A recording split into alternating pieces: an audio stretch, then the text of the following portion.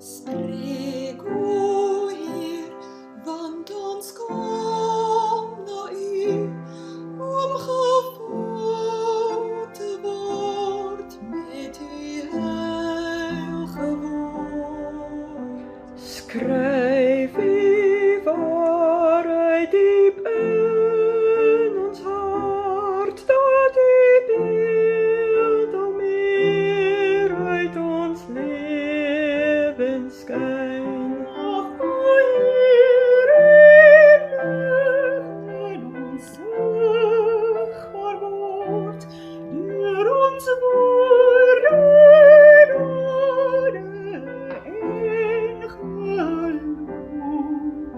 Spreek, o Heer, en kom werk in ons, tot U doel in ons tot vervulling kom.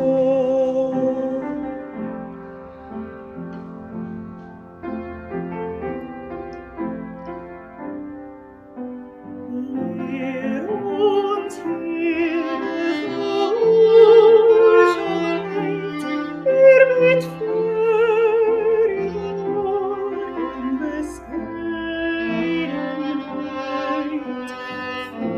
Van ons hart en geweten, om te prijs, o Heer, bij U heiligheid.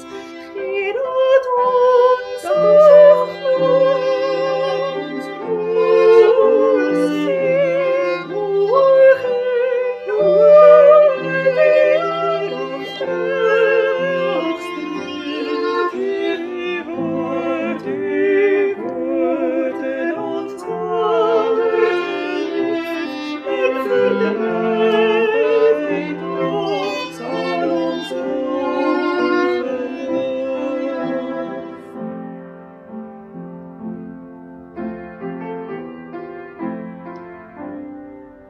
Spreek, o Heer, en hernieuw ons hart, ons wil graag verstaan wat U plan behels. Onveranderd staan Christus as, tot in ewigheid zal het bly bestaan. U beloftes hier onwrikbaar staat, en geloof leef ons, want U hou ons hand. Spreek, o Heer, dat U kerke lief, en U naam verheerlik kan word in ons.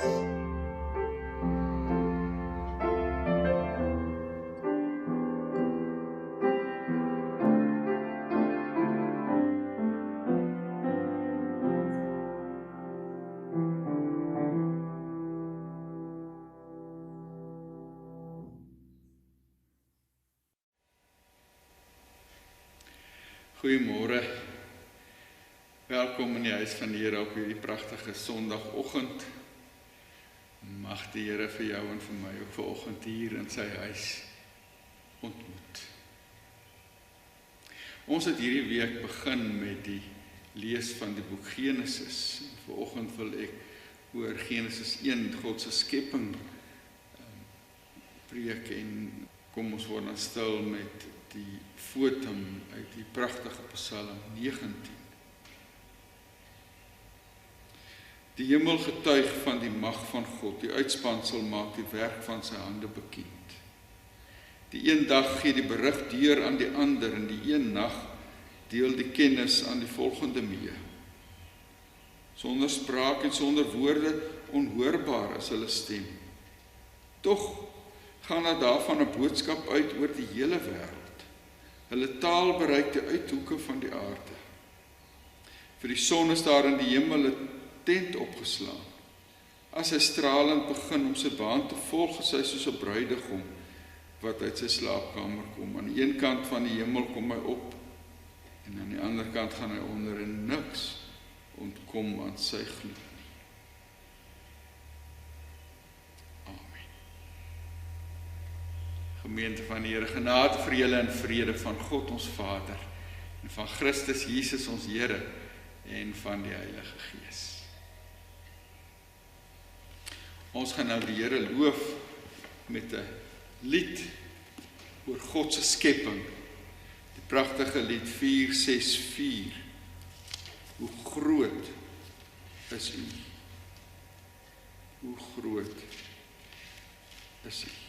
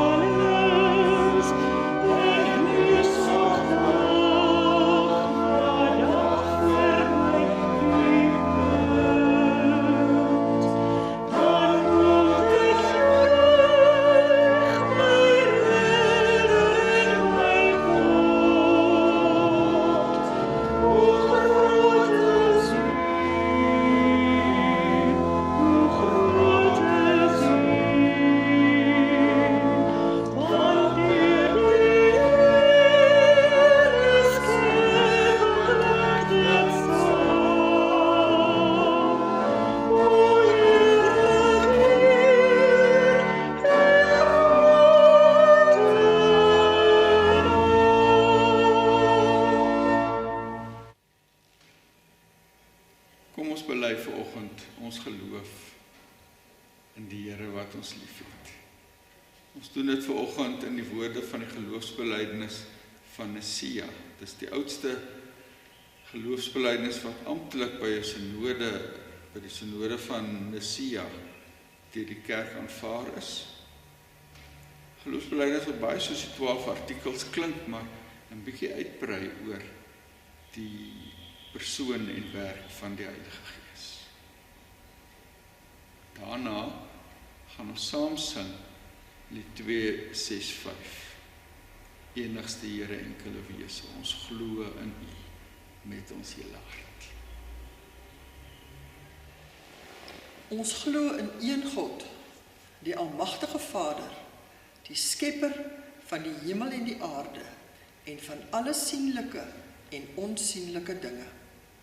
En in een Heer Jesus Christus, die eniggebore Seun van God, gebore uit die Vader voor alle tye, God uit God, lig uit lig, waaragtige God uit waaragtige God, verwek, nie gemaak nie, een in wese met die Vader, deur wie alle dinge ontstaan het, wat ter wille van ons die mense, en terwille van ons saligheid, neergedaal het uit die hemel, vlees geword het deur die Heilige Gees uit die Maagd Maria, en mens geword het, wat selfs vir ons gekruisig is onder Pontius Pilatus, gelei het en begrawe is, en op die 3de dag opgestaan het volgens die skrifte, wat opgevaar het na die hemel, en wat sit aan die regterhand van die Vader, wat weer sal kom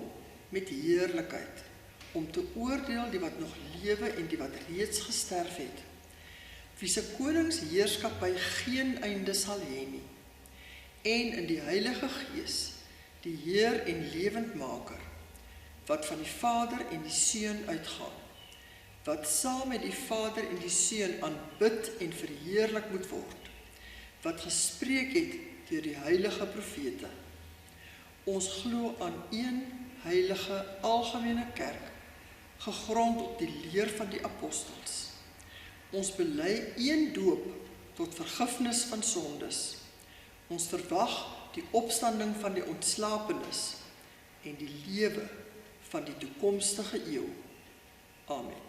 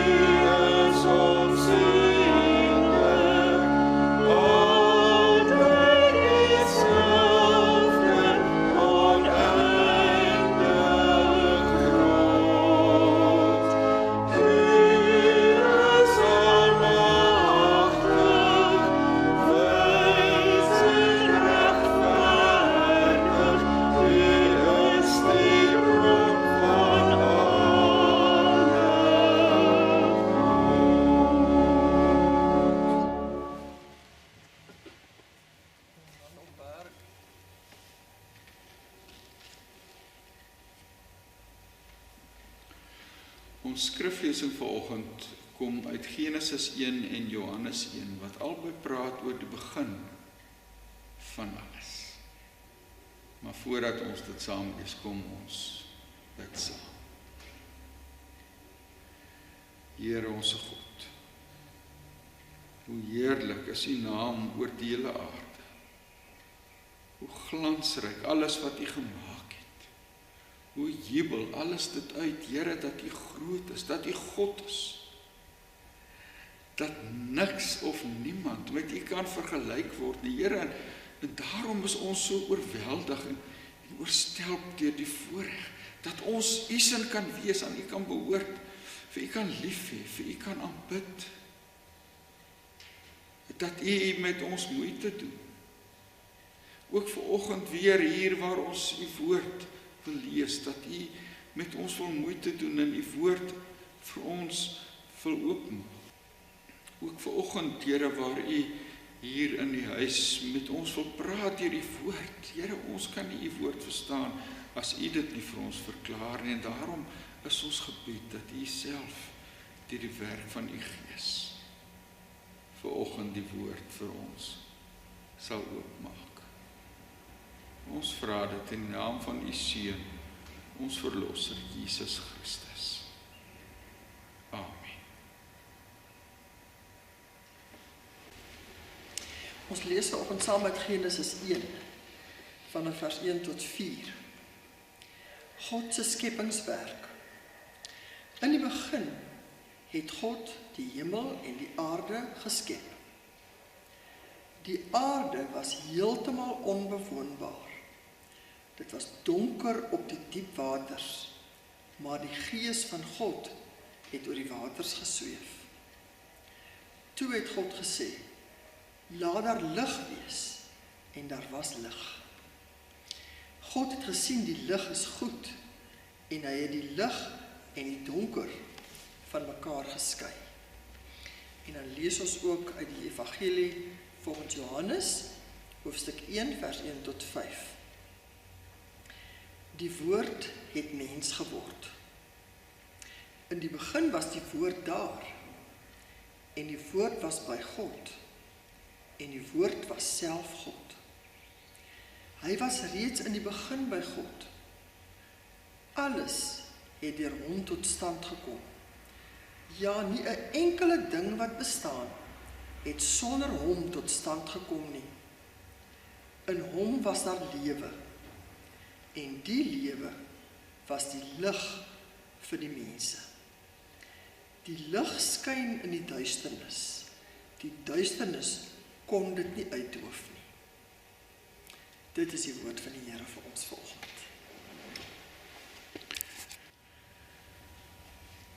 Ek lees weer vers 2 en 3 van Genesis 1. Die aarde was heeltemal onbewoonbaar, dit was donker op die diep waters. Maar die Gees van God het oor die waters gesweef, en toe het God gesê, laat daar lig wees. En daar was lig.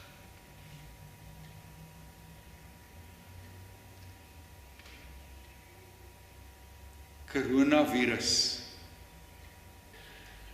As ek die woorde 'n jaar gelede gesê het, sou niemand verstaan het waarvan ek praat nie. En nou weet almal. Ons konteks help ons om te verstaan waarvan ons praat. Dit is verskriklik belangrik dat ons dit sal verstaan as ons die Bybel lees, dat konteks ons help om die Bybel te verstaan. Die Bybel is onder leiding van die Heilige Gees geskryf, deur die gebruik van mense, wat deur die Heilige Gees meegevoer is, sê Petrus vir ons, in 2 Petrus 1 vers 21. Maar dit was die mense wat in 'n ligleegte geleef het nie. Hulle was kinders van hulle tyd. Gewoon tussen mense wat ook in 'n bepaalde konteks geleef het, beïnvloed deur die gebeure van hulle tyd, deur die verhale wat hulle geken het. En daarom staan daar dinge in die Bybel wat ons net regtig goed kan verstaan. In sy volle betekenis kan verstaan as ons die agtergrond van die tyd waarin dit gesê is, goed begryp. En een van hierdie dinge in die Bybel wat ons beter verstaan as ons die konteks ken, is Genesis 1, die skepingsverhaal. Dit was nie net Israel wat 'n skepingsverhaal gehad het nie. Trouwens, al die volke van destyds het verhale gehad om die ontstaan van die wêreld te probeer verduidelik. En in Babylonië, waar die Israeliete weggevoer is, was daar ook so 'n verhaal. Die Enuma Elish. 'n verhaal oor die skepping, soos hulle dit vertel het. En in die Babyloniese skepingsverhaal begin alles by 'n groot magtige oeroseaan, Tiamat. Dit was die, kom ons sê maar, die moeder van alles wat lewe. En uit Tiamat is gebore 'n hele klomp gode, onder andere ook Marduk, wat later die oppergod van die Babyloniërs geword het. En Marduk kom dan in opstand teen Tiamat, die oeroseaan. So lei die Enuma Elish, en dan breek daar 'n oorlog uit. 'n Geweldige woeste geveg wat in kleur en geur beskryf word. En Tiamat en haar ondersteuners aan die een kant en Marduk en sy trawante aan die ander kant, en dit is 'n bloedige geveg. En uiteindelik wen Marduk die geveg, die oorlog, en hy kap vir Tiamat in 2 stukke. En uit die een stuk maak hy die hemel en in die ander stuk maak hy die aarde. Dit was die Babyloniese skepingsverhaal. En die Israeliete het dit geken. Trouwens, oral in die Bybel kry jy nog glimpsies, verwysings na hierdie soort geveg waarvan die Babyloniërs gepraat het. In die Bybel, byvoorbeeld in Psalm 89, lees ons: U heers oor die onstuimige see, as die golwe opstaan, laat U hulle bedaar. Hier word daar gesinspeel tussen hierdie stryd tussen die oeroseaan en die Skepper God. Israel het ook die Enoma Elies geken. Ons lees in die Bybel dat God vir Abraham geroep het vanaf ander kant die Efraat, waar hy hulle voorvaders hierdie gode gedien het, hierdie verhale vir hulle kinders vertel het. Daarom as die skrywer hier in Genesis 1 vertel van die oeroseaan en dat dit die begin van alles was, dan het hulle reg geskei, want dan het hulle geweet, hier kom nou 'n groot geveg. Die skrywer het hulle as het ware daar voorberei. Want wanneer hy oor die groot oseaan praat, die diep waters waaroor die Gees gesweef het, dan gebruik hy die Hebreëse woord Tehom, wat presies dieselfde naam is as Tiamat wat die Babyloniërs gebruik. So hy roep hierdie hele verwysing op wanneer hy oor die skepping begin praat, en nou wag die Israeliete om te hoor van hierdie geweldige geveg wat in kleur en geur beskryf gaan word, hoe God teen Tehom gaan veg, net soos Marduk teen Tiamat oorlog verklaar het. En dan vertel die Bybel verder. Toe het God gesê, laat daar lig wees. En daar was lig. Kort en kragtig. Geen geveg nie, geen magtige stryd nie, geen oorlog nie, net maar 'n woord. En dinge gebeur. God het nie hierdie wêreld oorwin om ons God te wees nie. Hy het hierdie wêreld geskep om ons God te kan wees. Hy het gepraat en dit was so. Hy het beveel en dit was daar. Jubel, Psalm 33, dit uit. Nie God oorwinnaar nie, maar God skepper. God is die skepper. Dis vir hom wat ons dien. Hoor Israel, sê Deuteronomium 6 vers 4, die Here ons God is die enigste Here. Daar is geen ander God nie, geen mag wat teen hom stryd kan voer nie. Net 'n woord. En dit is daar.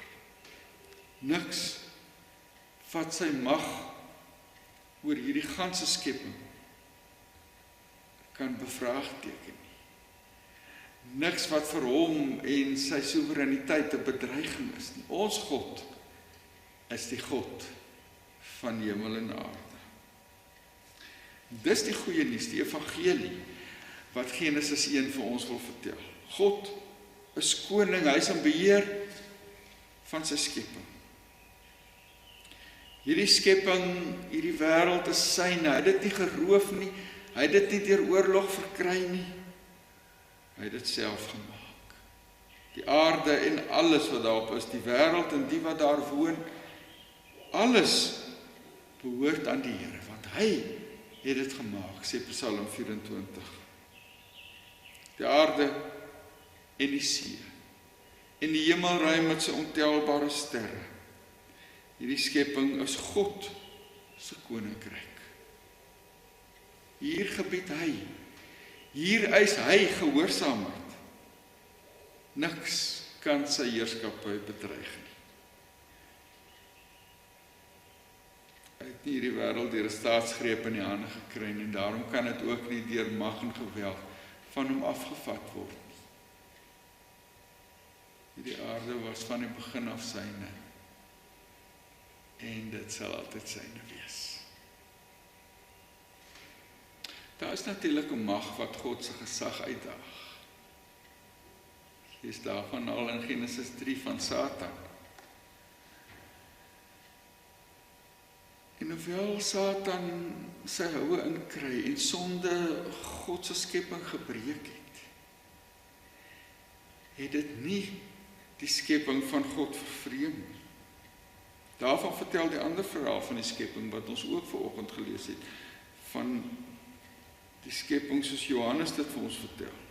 Hy sê, die lig skyn in die duisternis en die duisternis kon dit nie uitdoof nie. Satan probeer, maar hy kry dit nie reg. Hierdie wêreld is God se. Niks kan sy mag uitdoof nie. Dit het Jesus vir ons kom leer, toe hy gesê het, niemand kan julle uit my hand ruk nie, en dan sê in die volgende vers, ek en die Vader is een, niemand kan julle uit die hand van die Vader ruk nie. Dit het God bewys, toe hy die dood oopgebreek het, en Jesus opgestaan het, uit die graf gekom het, en leef. Wat 'n voorreg, om so God te aanbid. Veral ook nou in die tyd van die coronavirus. Onthou dan, niks, geen mag kan ons uit God se hand trek nie. Daarom, as die angs jou oorval, as die moedeloosheid oor jou toesak, as jy die syfers in die koerant of die TV hoor of lees, as jy met die dood self gekonfronteer word, onthou dan, niks kan jou uit God se hand ruk nie. Want die aarde en alles wat daar was, die wêreld en die wat daarop woon, behoort aan die Here. Amen. Here, dankie dat ons aan U kan behoort. Dat U vanoggend vir ons weer uit U woord verseker dat hierdie wêreld U sin is. Here, dat U dit gemaak het. Dat U dit ook teruggekoop het op Golgotha. Ons met U bloed gekoop het en dat ons daarom gerus kan wees en getroos kan wees. Ons word deur U vasgehou. Wees met ons vandag, Here. Ook in hierdie week lê vir ons, U weet, watter stikkende wêreld ons in leef. Hoe nie net die sonde die wêreld geknou het, maar nou ook die virus, sy gevolge, maatskaplik, ekonomies, ag Here, U weet alles. Daarom kom vlug ons vanoggend na U toe en bid, Here, hou vir ons vas. Geef ons krag. Dra vir ons ook in hierdie tyd, Here. Ons bid vir die mense wat die entstowwe moet ontwikkel, vir die navorsing wat gedoen word, dat U dit sal seën, dat daar ook 'n uitkoms sal kom uit hierdie pandemie. Ons bid, Here, vir die toetse wat in hierdie tyd gedoen word. Ons dank U vir deurbrake in die mediese wetenskap om ons te help.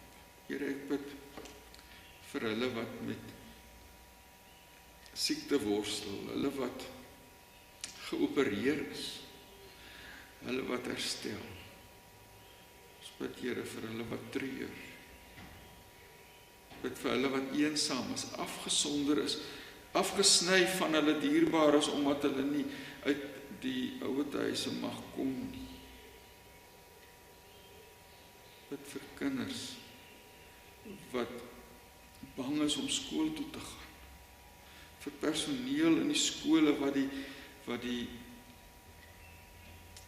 sosiale afstande moet probeer hou en Here, ons lees van kinders wat siek word, van personeel wat siek word. Ons bid, Here, hou U self hierdie wêreld vas. Hou vir ons vas. Bewaar ons in U liefde. Ons bid, Here, vir ons kerk.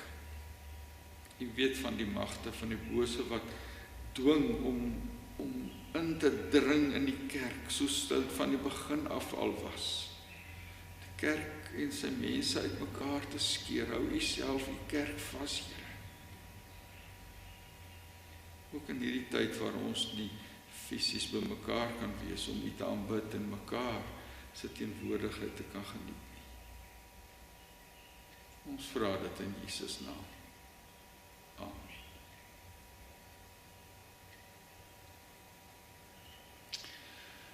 Ons gaan nou afsluit met die baie bekende gesang lied 509 op berge en in dale en oral.